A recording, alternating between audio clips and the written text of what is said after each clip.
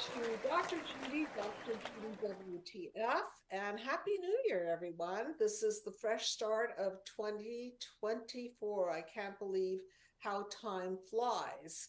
And so I thought we would kick off the new year to a good start by using the mind map and playing a better game of life, which is really, really hard to do because we're constantly evolving and then we devolve and then we evolve again and then we slip up, and all those memberships to the health club that people don't use, the atrophy level to diets that they want to start and then they don't end up partaking in. And let's face it, we're not always very good at keeping our word to ourselves. We're not always really good at playing a better game of life. So let's get realistic and let us delve into the system, and let's get the system right so that we can use the mind map to play a better game of life. And this is a call-in show, everyone. So please feel free to call in. And as you notice, I changed the time because 8 p.m. Pacific Standard Time is getting a little late for me, and I figured that the back east audience will be more able to view the show live and call in if it were a little earlier for you guys, because that's 7 p.m. Pacific Eastern Time and 4 p.m. Pacific Standard Time, and then Central Time, I guess, is around 6 p.m. So please give me feedback. I hope that this time works out better for everyone and that I'll have more participation. So let's get into it. Playing a better game of life. I am always challenged by my own mind map because I want to play a better game of life. And so, what does that even mean? So, if you look at the mind map, you will see that it is divided into 9 panels, and you will see the top 3 panels that represent the wounds, the encodings, the wounds, the reactions, and encodings of the past, and that sort of starts the game of life. So either we're off to a good start and we have a lot of support and love and structure and a parental system that supports our psycho spiritual growth, or we are not as fortunate and end up with a very wounded past, wounds of abuses and neglects and narcissistic parents and so on, parents who lack empathy. And so when we have panels 1, 2, and 3 gone wrong, we end up defaulting to the worst game of life, which is panels 4, 5, 6, representing chaos, our defenses, and our breakdowns. So, how do we avoid living a life of chaos, defenses, and breakdowns, and paradigm shifting ourselves into panel 7, 8, and 9, which is the paradigm shift, the synergy, the healing, and the recoding, and then the balance into unity. So, how do we get there? Which is where certainly I want my year to go, and I want your year to go. So, one of the things that I've done about it is that I seriously want everybody to learn this mind map. It's not just therapy, it's a philosophy, it's a game of life. It's a system gone right based on taking a look at how the system went wrong. And so we're correcting on this. So, what I've done about it is I have discounted the 9 panel mind map video series. Instead of $195, $95. I think it's a pretty good deal. It's chock full of information. You will get the journal, you'll get the PDF of my book, you'll get the 9 panel process. You can learn the mind map, you can learn about your childhood wounds, you can learn about how you reacted and encoded them, and how they kept you from playing a better game of life and tripping you up into chaos, defenses, and breakdowns. So please avail yourself of this mind map video. I think you will find it very psychoeducational. You're welcome to share it with your partner. You're even welcome to teach your children about this. And so, why am I doing it? Because prevention is really the way to go. So the more you prevent yourself from tripping up, the more you learn, the more you pass down a multi-generational system gone right to your children, the next generation, the less chance we will have a next generation of wounded souls who are needing to heal from narcissistic abuse and heal from other childhood wounds, and in general not manifest the best of their best. And of course, you all know that my video is out called Healing from Narcissistic Abuse, and you can check that one out. The introduction is on my website, psychologicalhealingcenter.com, and you could press the little button there that says learn more and play it out. So now let's start a clean, fresh slate. Let's move into panel number 1 and teach this better game of life. So panel number 1, again, you could see the metaphor of the darkness and the light. So what do we want to do? We want to tap into our light. So I want to talk about what's there for you. So in the book, I write about the big I, which is the best of our best. It's full manifestation. I don't think anybody's going to get there in this lifetime because it's always the journey and a process.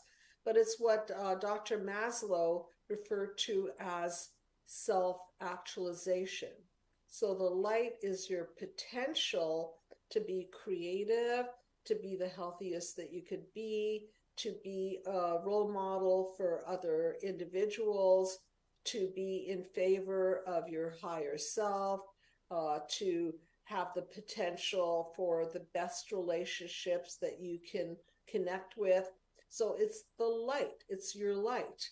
And so take a moment and just think about you and your gifts and your talents and the light that you bring to other people, including your family and your friends and your work and your talents. And think about that, because we all have light, unless we're dead or totally sociopathic or quite narcissistic.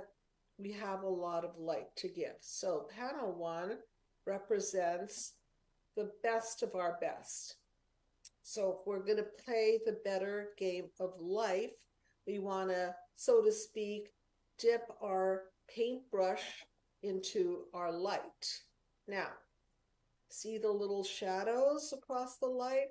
That is our darkness. That is shadows from the past.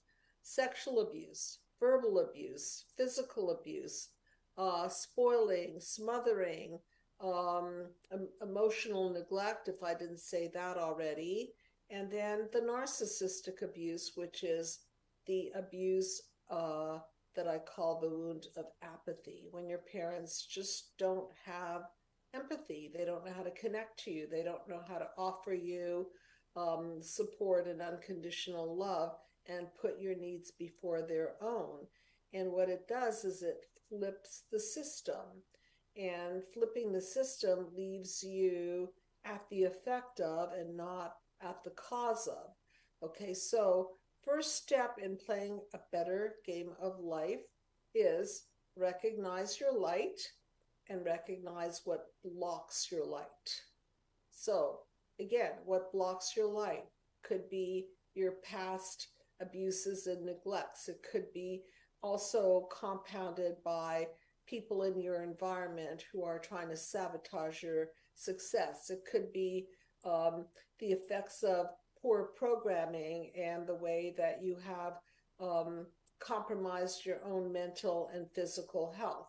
So an example of that might be eating horrible food that bloats you and it puts weight on you or doesn't give you enough nutritional value.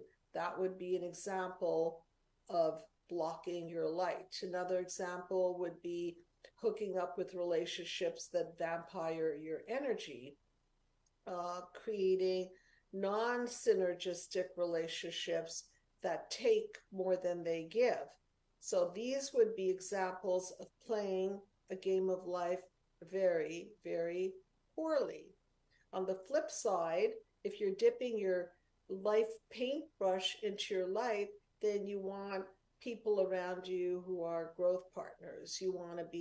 Um, you want to be eating properly. You want to watch your level of stress. You want to work out. You want to be proactive in making sure that you're in a career that you're going to be supported in and will help for you to grow and your family to grow and your bank account to grow.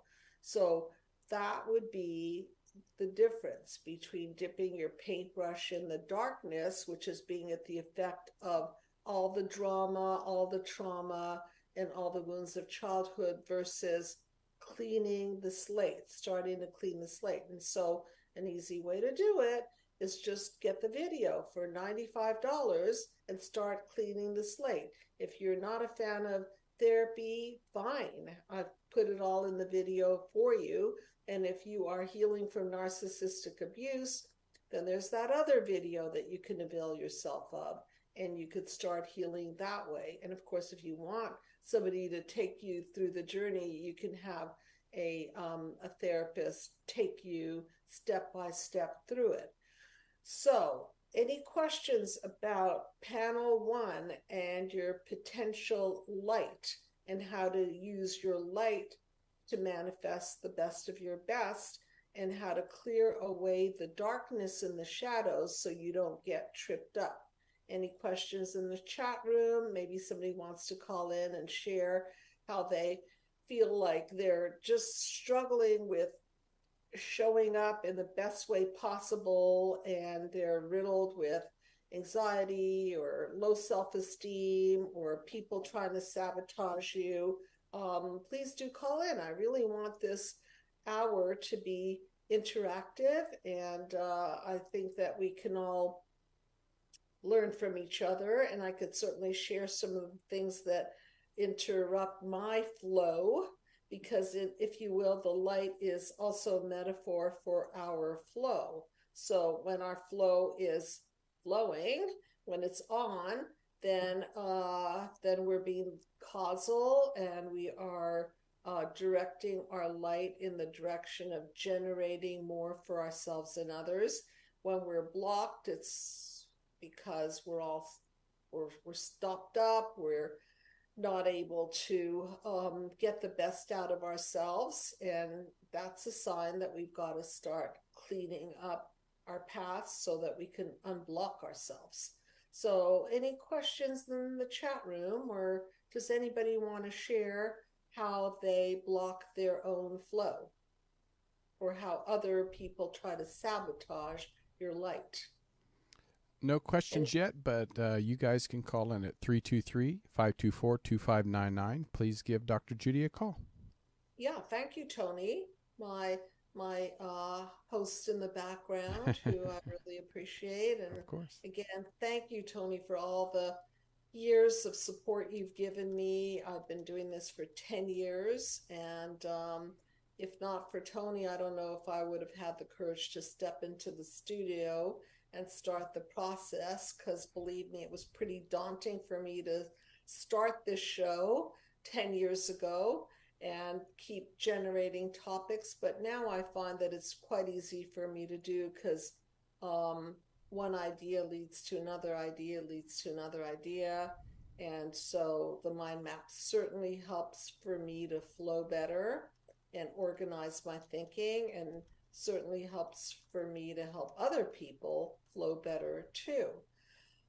So I'll start by sharing examples of how my own light gets blocked, and I'll start by self-reflecting on that. So one of the goals that I have this year is to get healthier. So that means that I've got to exercise more. I've got to eat better foods. I have to surround myself with people who are eating better foods because, we're all subject to influencers, whether they be good influencers or bad influencers.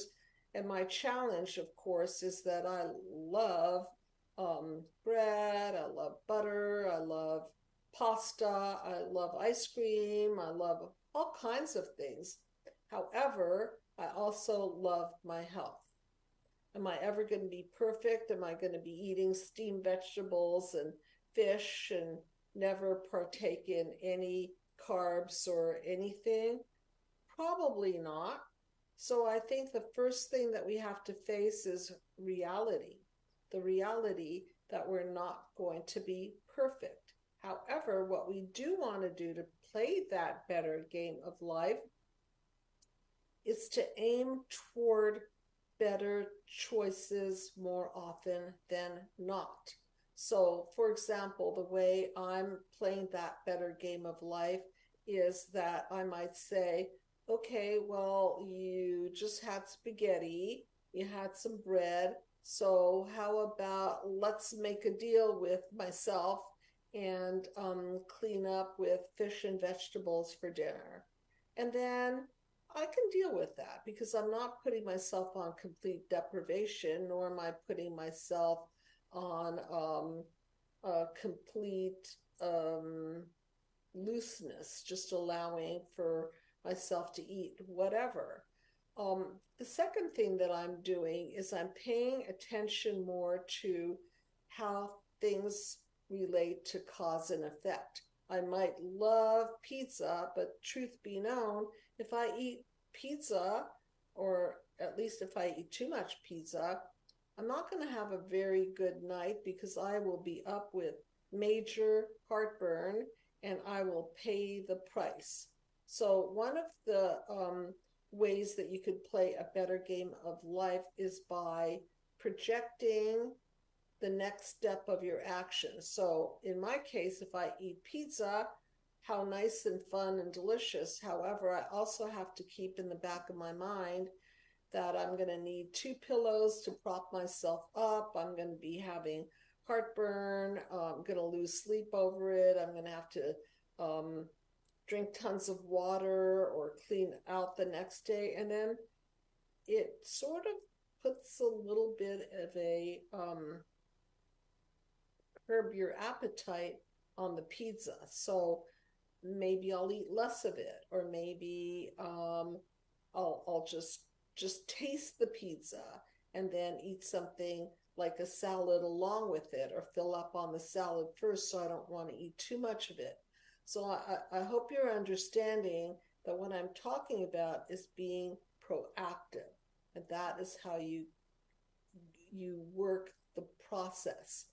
So now I'm going to move to panel number 2, our reactions. So how do we play a better game of life with our reactions? So what are reactions to wounds? Well, when we're hurting, we might get angry, we might shut down, we might project our pain on other people. There are lots of ways that we go into our amygdala, which is our emotional brain, and go into fight, flight, freeze, and fawn mode. So one of the things that I personally am trying to get a hold of is my reactivity.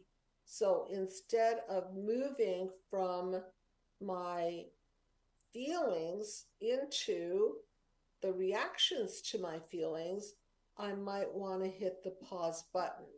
And even if you can pause for 3 seconds, that's a lot better than putting yourself in gear and going down the road of anger, or going into your victim pain, or shutting down, or triggering off, swallowing the pain by what I call imploding. So the better game of life would dictate to shut down your reactivity, or at the very least pause your reactivity, because we're all human, we're all going to react.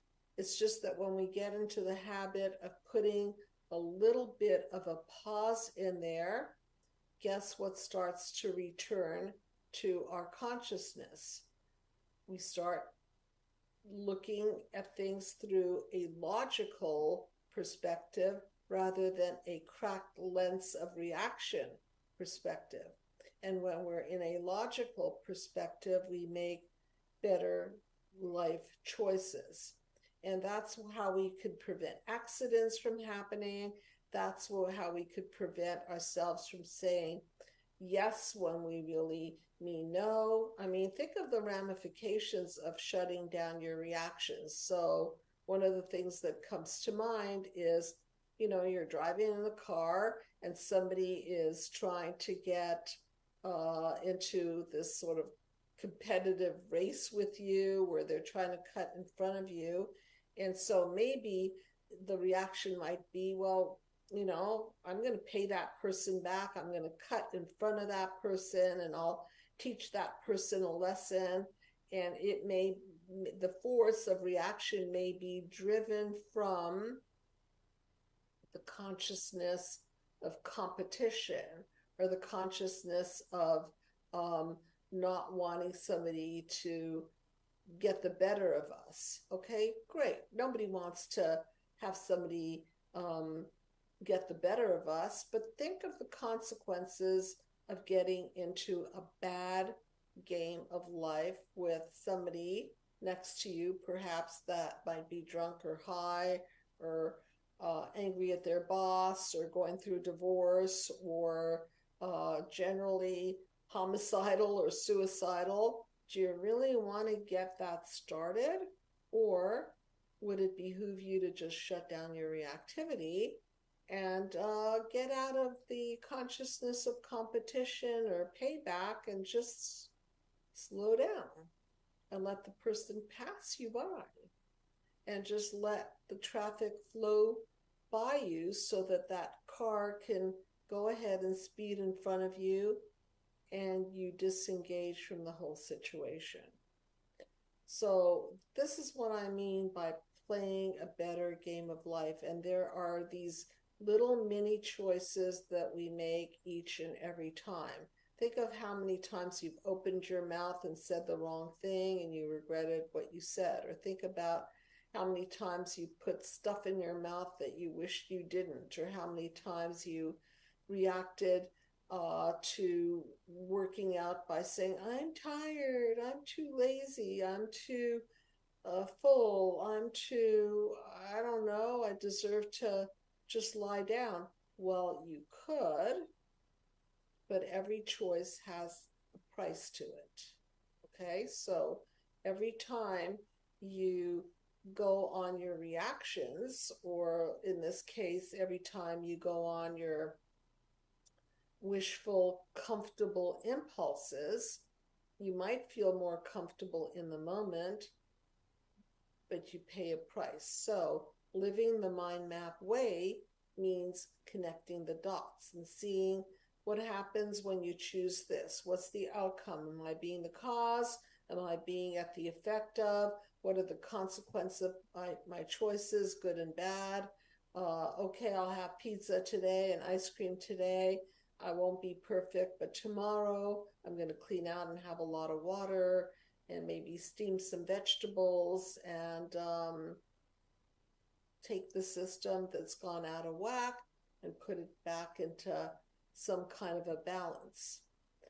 So, any questions so far from anyone? And please do call in. I want to hear how you have knocked yourself out of balance, how your wounds of childhood have prevented you from making rational choices, from shutting down your reactivity, and from dipping into the paintbrush of your darkness of basically reacting out of childhood wounds, which we're going to focus on clearing out, because if you don't clear them out, then you will constantly live at the effect of. So let's talk about cause and effect.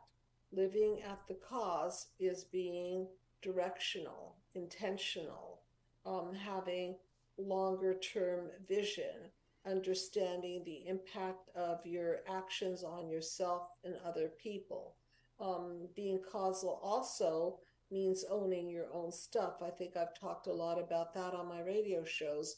Own your own stuff. So if you do mess up, you want to take ownership of that. And the more you take ownership of that, the less people can start finger pointing at you and force you to take ownership of that or cut you off because you don't take ownership. So again, we have so many choices in life, and so we want to play that better game of life. Now, one of the games that people play that I've talked about a lot over the years is the game of power and control versus love and intimacy. I have several shows on the topic. You can look them up. When we are playing the game of power and control, it's usually because the game of love and intimacy, and I don't mean to make it gamey, but when we try to be more vulnerable and loving and intimate to the wrong people, like, for example, people who lack empathy and take advantage of our loving and nurturing side and bleed us out and vampire our resources and our emotions, then we might give up on love and intimacy. And when people give up on love and intimacy, they may move into power and control. So, what does that look like? In general, it looks like, well, I tried being loving, I tried being intimate. That didn't work. So now I'm just going to get what I want any way that I can by manipulating you, by forcing you to do things, by compromising you into doing what I want you to do. And it's really sad when people give up all hope to gain um, human relationships through love and intimacy, because it's a real reflection on um, geez, there's nobody out there that I can play this better game of life with. So I give up. I guess people are just there to fulfill my needs, and why not treat them as objects? Because I've been treated as an object, which then references back to narcissistic abuse, because narcissistic abuse is when parents, caregivers treat their children as an extension of themselves, use them as little parents, and enroll them in pleasing them as opposed to being in tune with the needs of the children. So, I hope you're understanding how this all works together and how we can be more causal and intentional. And so, moving to panel number 3, if we don't clear up our childhood wounds, then they continue to live in encoded forms. For example, what do we encode when our parents ignore us? What do we encode when our parents neglect us? What do we encode when our parents abuse us? Some of the encodings might be, I'm not important, I'm not lovable, I'm worthless, I'm not good enough. And so these encodings um, create us to be, again, trigger happy, and they set us up for being triggered by other individuals who might exactly push the button of our own core inadequacies. And then what happens is we fall into chaos, defenses, and breakdowns. So, backing up into panel number 3, you can see that when the system is not set up properly, and I'm using this panel now as a metaphor for toxic family. See the toxic haze in the background, and the two DNA strands that are supposed to be a form of structure, and the bonds that are supposed to hold the structure together, and the little people, notice the little people on the DNA strands are supposed to be secure and climbing up the DNA strand to evolve. But in this poorly formed DNA, I will call it the psychovirus because it's a poor blueprint that makes us psycho. There is no growth. Nobody's climbing the ladder. People are just sitting around, lying around, walking around, doing nothing. Toxic haze in the background. The bond is held together by forces maybe of power and control, unconscious intentions. And so this is really what I mean by the system gone wrong. So there is the blueprint, the first blueprint of the system gone wrong.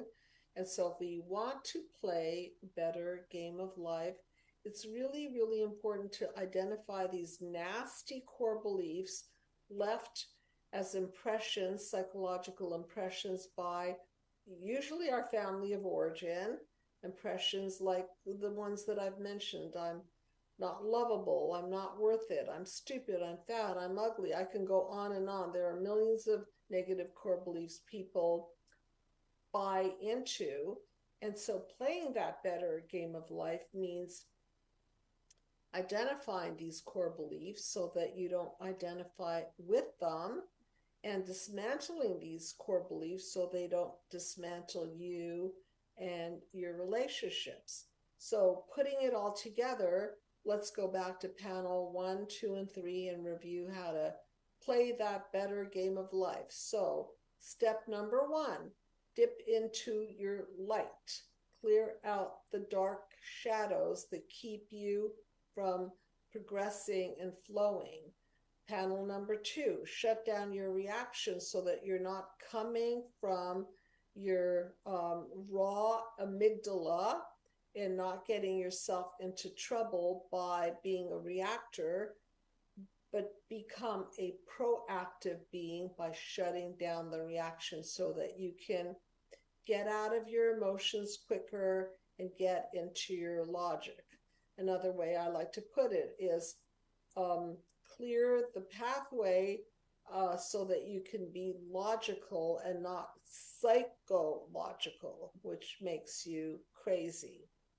Step number 3, discover your negative core beliefs so that you can identify the lies and misperceptions that your family has built within you that then become a dangerous trigger for the next piece of the work that hopefully you will be doing by either getting the video or calling one of our team members, me, anybody else on the team that you would work with, and then deconstructing your own process so that you can begin to flow again. So let's look at panel number 4. So how do we use panel number 4 to play the better game of life? Number 1, we've got to stare at panel number 4, which represents chaos, and let's see what happens when we base our life on being encoded poorly by our family of origin. You can see the bonds are broken, people are hurling off into space, there's more toxicity, there's no up, down, left, right, no rules. Everything is chaotic, and it's scary, and it's anxiety provoking. No structure, no system built right, chaos. So how do we build a better game of life is we have to become aware of the outcome of our wounds of childhood, our reactions, and our encodings so that we can become proactive and start taking down the system gone wrong. I liken it to a house. If your house is built properly and the foundation is good and the structure is strong and sustainable, the house will stand. If you build a house and the house is on a cracked foundation and the structure is not calculated correctly and it's built unsustainably, it'll fall into chaos. So, how do you play a better game of life? You recognize that by building unsustainable structures, meaning living unsustainable lifestyles and choosing unsustainable partners, will land you in chaos. So I hope you're with me so far. I haven't had any calls, obviously, or questions. I would love you to call in because I think this is a really, really important topic. And it's really a lifestyle that I want to teach you, living the mind map way. And I might want to add that what happens when we are heard on a micro level, let's expand it to see what that looks like on a macro level, because the mind map was originally designed to be a macro model for healing global disconnect, which we are really experiencing a lot of. We are so disconnected today. It really is very sad to see how much we fractured politically, religious wise, philosophy wise, nations wise. I mean, we are just not a united humanity. And that was the intention of the mind map, was to help people create a united humanity so that we could be more humane with each other. And, there's just not a lot of that happening, or certainly not enough of that happening. So, in order to heal globally, we need to heal individually, because people who are not reacting, people who are not wounded or wounded less, I don't think there's anybody out there that has experienced zero wounds. People who are working to own their own stuff and process their feelings and not have the past dictate their life are in better shape. And if they're in better shape, they treat people in a kinder manner. And I think there's a question, so I'll take the question. Okay, Yes. so Anthony J says, I'm shy to call in, but left a mess or a question for you. Can I be a narcissist raised by one but with empathy? Can I be a narcissist raised by one but with empathy? Wait, can I be a narcissist by one who raised you with empathy? Maybe he can rephrase that for us.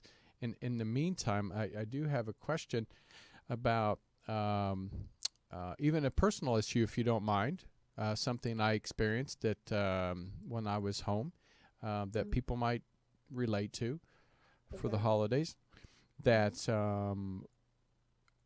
dealing with siblings, Yes. where there's multiple siblings and they're still in the same hometown that you grew up in. Yeah. My mentality is way different than theirs, just because I think I've, went on and accomplished things in my life and they have not. Okay. And so I feel they're stuck in whatever ancestral drama that has always been there.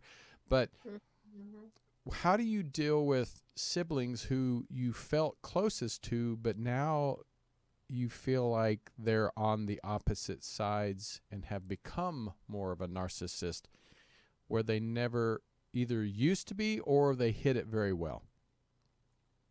Okay, that's a great question, and it's amazing to me to remember that parents set children up to rival. Ah, Okay. yep. So when parents create the golden child and the scapegoat Right. and the what other ones are there, the mascot who laughs everything off. Okay, so depending on their own unhealed childhood wounds, they may project different things on different children. Okay, and then that might not come into play until later. And I know for sure, because I know what you're going through, is that when a parent passes away and then inheritance is involved, correct? Right. That's a huge trigger for childhood wounds and family dynamics. So maybe the one that felt most slighted by parents will feel very, very entitled. Okay. Or maybe the opposite is true. Maybe the one that was the golden child thinks that everything is owed to that person. Maybe the scapegoat just doesn't want to speak up because they're too shy or too afraid of the consequence. They just want to be peacemakers, so they'll just take whatever is given to them. Okay, and sometimes these things don't really come to full fruition, if you will, until there's some kind of a family breakdown. Does that make sense? Right. No, totally. Totally makes Okay. sense. And then the people who've done more work are going to be more even-handed about it. They're going to be less narcissistic and more fair. And so those people are going to feel like they're dealing with idiots sometimes. Like, what's wrong with you guys? Don't you know how this works? Don't you know that we're a family? Don't you know that there are X number of people involved here and that we all are part of a family structure, and this is how things are going to work? No, they don't base it on how it should work. They base it on their own internal needs of how they need it to work. Yeah. Does that totally makes sense? And that's actually what is happening. So, yeah. Right. Yeah. So, so what do? So, sometimes you do have to exert power and control and say, I'm sorry, but I'm the executor of this estate. I'm going to be the logical one, and I'm going to be as even-handed as possible. And this is how things are going to work. And if you don't trust me, then I'll get an attorney involved so that you can understand the do the right thing. Because if you're dictating the do the right thing, you may be blamed for being selfish, or right? Exactly, it's what's happening. Yes. Okay. You're telling it like it is. Right. My next career, I'm going to be a psychic for there you sure. go. Okay. So then they don't believe you. So then you say, well, then don't believe me. Why don't you get some legal consultation and see how these things go? And then that attorney hopefully will be more objective and say, oh, listen, Henry, remember when you borrowed $100,000 from mom and dad? Well, I'm sorry to say, you borrowed that money from the family fund. And so now when the money is going to be distributed, you have to proverbially pay back that $100,000. And now we're going to split things evenly. I love it. Yeah, but that was a gift. No. Maybe, but it still came out of family funds. So right. I think sometimes it's important to get a third party involved. Okay. Because you're going to be hated. Every time you open your mouth and you say, this is the better way, they're going to say, what do you know, you selfish idiot? No. Yeah, and you're exactly right. It's almost like you're describing what is happening. So yeah, you should be a psychic. I'm going to be a psychic. I'll be a psychologist. There you go. That's a good one. I like to combine the two. Well, okay, I do have. Go ahead. I'm sorry. Go ahead. So go back to the question. I'll try to. Okay. Well, he rephrased it. Thank you, Anthony. I was raised by a narcissist and took on all of their behaviors. Is it possible to be a narcissist with empathy? I think we have different degrees of empathy as humans, and we might, I mean, look, even Hitler loved German Shepherds. I love German Shepherds. She was very kind to the dogs, okay? So being a, like exaggerated in my example here. Um, so if you're truly narcissistic, I'm going to define how you can look at that. Truly, a lack of empathy, being so one sided that you're not able to take in another person's reality because it's all about you.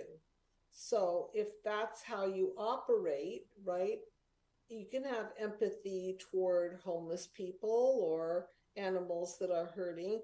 But then when it comes to you, you may not have any empathy if somebody's standing in your way of getting what you want. Because remember, narcissism is also a way to talk about arrested development. And when children are little, they're in a narcissistic stage. Me, I want this. Well, I want that. Well, I don't care what you want. I want that. Okay. So, is it possible for the child to be empathic toward their little bunny? Yeah, because their bunny doesn't want what they want. Bunny wants carrots. Good, have the carrot. I don't care about your carrot. But these things will show up when you've got a competitor. And if you have a competitor that is standing in your way of getting your needs and wants met, that's where the power and control will come up. And that's where you might want to demean, devalue, destroy, discard power and control over the person. So kind of look at yourself through this lens and understand that just because you're empathic towards certain causes or yeah, concepts, it doesn't mean that you won't act narcissistically when there's somebody in your playpen who you need to share with. What do you do with that? How do you deal with that? And that's your answer right there. How do you deal with other people when you want what you want, they want what they want? What are you going to do about this? I hope that answers it. And No, that was I know, great. I mean, totally understood the question and the answer. So I think that's great. I hope Anthony J that helps you. And we do have another question from Denise. sure. It says on the question of a deceased loved one, should I question my deceased husband estate? He said however, his family has created this one-sided view of his voice was never heard. So let me reread that. I want to get it straight in my mind. Go ahead. So Okay. on the question of the deceased loved one, should I question my deceased husband estate? He said he had, however, his family estate has said he had. However, his family has created this one-sided view, and his voice was never heard. And Denise, we might need you to rephrase that just so I can make sure. Yeah, that I'm not sure if I can give a good answer to that. I think what do you trust? I think if you were married to this person, hopefully you have agreements in place as to what happens to the will. If a family member says, oh no, that's not how it should be, well, what are you going to do about that? Hopefully, there's good legal paperwork there. Right. Hopefully, there were many discussions between you and your deceased loved one to outline what they want to do with the family money. And so I'm a big fan of contracts, even though I myself have failed to put together good contracts, and I always pay for that. We're not living in a world of handshakes necessarily, although we're lucky when we meet people where we could just say, okay, I agree, it's a deal. and live by that rule. But I wouldn't go with what other people say it should be or their interpretation of. I would go with um, whatever you guys agreed and whatever the paperwork shows. Because, for example, um, the last will may say legally, honey, it's all your money. I'm your now deceased husband, and you're the person I left everything to. And that's usually the way it flows. And then there might be a family member that says, oh, no, no, no, no, what about me? Um, your your deceased husband promised to pay me back for the money I lent him. Well, fine. If that's the case, I hope there's documentation about that. So, these things are very complicated, and that's why this is where I like to get proactive. Play a better game of life and be proactive so that you don't have these clashes, and then you could just refer to the documents. And hopefully, they are legal and valid. So, just to finish up the discussion, panel number 5, how to be proactive about our defense mechanisms. So, there are two kinds of defense mechanisms. There are defense mechanisms that hurt us: smoking, drinking, I don't know, being on the cell phone all day, which I have a pet peeve about. Any kind of a defense mechanism that stops your growth, stops your flow, and doesn't allow you to expand. So it's kind of like a little psychological prison. So, how do we escape from psychological prison? Number one, we identify why we built up these defenses, and usually it's because we've been injured. It's kind of like, look, if we've been, for example, verbally abused, we might defend by shutting people out and not listening to anything anybody has to say because it's been experienced so abusively, so caustically. So, to play that better game of life, we've got to take inventory on whether our defenses are working for us or not. So, if you're a smoker, by the way, I spent many years of my life helping people to stop smoking. I think I have a book out there called Dr. Judy's Habit Breakers Stop Smoking Plan. I think it's still out there for smokers to purchase. So you've got to figure out, are my defenses working in my favor? Am I setting good boundaries and keeping people out that don't belong there? Or am I isolating? Or am I using defenses to supposedly quell the pain, like numb pain through drugs and alcohol, and then really paying a price for that? Or am I using defenses to strengthen me? Defenses like keeping out poisonous substances and poisonous people. So that's how you play the better game of life, is by evaluating your defenses and telling the truth about how they do or don't work for you. Moving to panel number 6, because again, I want to finish my discussion of how to play a better game of life.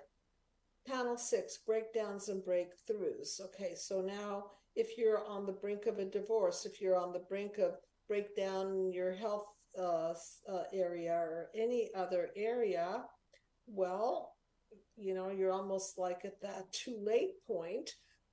However, how to play a better game of life is you backtrack and learn what you did or didn't do to get there. And hopefully, your breakdown will become your curse by design that will, in some way, twist your arm, if you will, to have a breakthrough and do the necessary healing, even though now it's an emergency situation because you're breaking down. But again, there's always that come to the enlightened moment where you say, oh my goodness, I've gone too far. I have smoked too much, or I've had too much alcohol, or I've stayed in the relationship too long and now I'm breaking down. Well, that might force your hand into doing the work so that you break through and not break down. So now the best game of life is panels number 7, 8, 9. I'll just touch upon that because we're almost out of time. Paradigm shift, or the synergy panels. So if you look at that, 1 + 1 is greater than 2.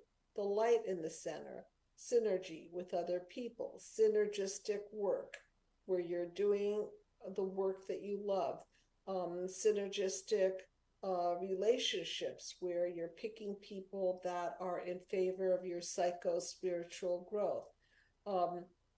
Synergy is touchy because we think we are having synergy with someone, and then we find out that they've just used us to love bomb us, and now they're taking the very light out of our life, and that's not synergy. So the formula is 1 + 1 is greater than 2. If you've got that kind of friendship, that kind of marriage, that kind of job, that kind of anything, that's where you want to be. Panel 8 represents our recoding into health. And the best game of life is watch what you encode. Eating right, exercising, being around the people that you feel are the growth partners, being in a clean environment, doing the work again, evolving yourself. That is the best game of life. And then panel 9 is just the manifestation of that best game of life, which is a balanced life, a life of unity, a life of flow. That's why I've got the globe and the water, the clean water, and the 3 dolphins that represent our wisdom, mind, body, soul. Okay, so I hope I've described how to play that better game of life. And please avail yourself of the mind map video titled the 9-panel mind map video series. It's $95. That's like $9.95 per session. And you can learn the mind map and start learning it. And if you're suffering from narcissistic abuse, you can get the other video that I so carefully put together called Healing from Narcissistic Abuse. And you can always call me and write me, and I am happy to answer any of your questions. And if you want somebody to help you journey through the process, I can do that. Other people on the team can do that.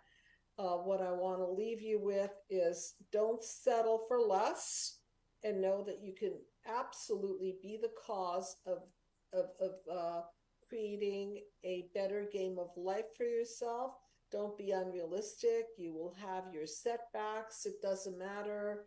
We're human beings. It's just that every time we have one of those setbacks, we want to learn and we want to move up the scale of evolution. We want to evolve and not devolve. So choose carefully, play the better game of life, and reach out if you need help with that. And Happy New Year, everyone. Thank you so much for tuning in. And I hope that 4 o'clock Pacific time works best, and I'd love feedback about that from you. Good night, everyone.